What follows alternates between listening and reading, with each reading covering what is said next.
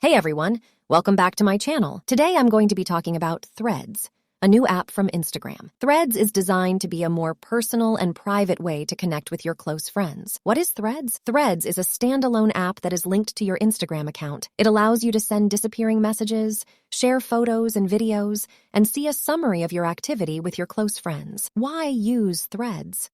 There are a few reasons why you might want to use Threads. First, it's a great way to stay connected with your close friends without having to bombard them with posts on your main Instagram feed. Second, Threads is designed to be more private than Instagram. Your messages and stories will only be seen by the people you've added to your Threads list. How to use Threads? You'll first need to download the app from the App Store or Google Play. Once you've installed the app, you'll need to log in with your Instagram account. After you've logged in, you'll be prompted to add your close friends to your Threads list. You can do this by searching for their names or by scanning their QR code. Once you've added your friends, you can start sending them messages, sharing photos and videos, and seeing a summary of your activity with them. Threads, tips, and tricks.